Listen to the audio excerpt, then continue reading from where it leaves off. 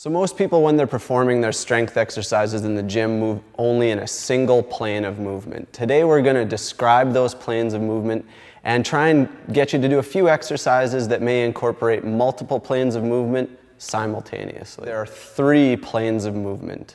The first is called the sagittal plane, and it divides your body into right and left halves. The second is the frontal plane, and it divides your body into front half and back half. The third is the transverse plane, cutting across this way, and it will divide your body into upper and lower segments. So a really commonly performed exercise in the gym is the lunge, and I'm not knocking the lunge. It's a great, dynamic, multi-joint movement, and perform them as much as you can, but we're gonna make it a little bit more difficult. So the lunge, coming straight down, if you look at it from a forward perspective, it's happening in one plane. I'm moving in the sagittal plane, forwards and backwards. Great exercise, but I can make that a little bit more difficult. If I were to open up my body and do a diagonal lunge, now I'm adding a plane of movement. When training in multiple planes, it's also important to remember our principle of movement uptake versus movement creation.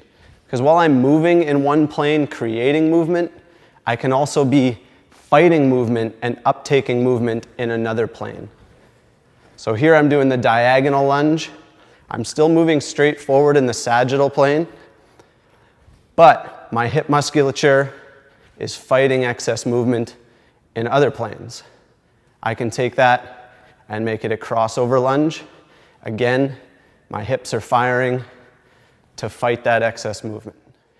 I can also add a third plane of movement by adding a dumbbell in one hand and creating an unbalanced system. So if I go do that same exercise, now I'm creating side-to-side imbalance where I'm fighting that movement in a frontal plane.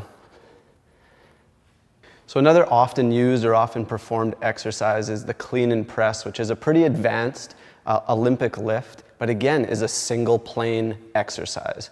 So one tool that we use in the gym here is called a landmine, and it adds varying degrees of rotation to that Olympic lift. So with my landmine, my single-ended Olympic bar that's attached into the landmine, I can do that same movement, but now I'm adding rotation with another 1 or 2 planes to that original movement.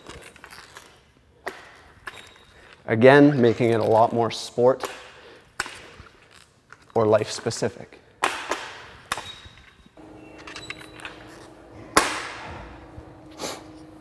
So when doing multi-plane exercises, there is a little bit more inherent risk. We're adding difficulty to the exercises, so use caution when you're performing them. Talk to a personal trainer before you do them.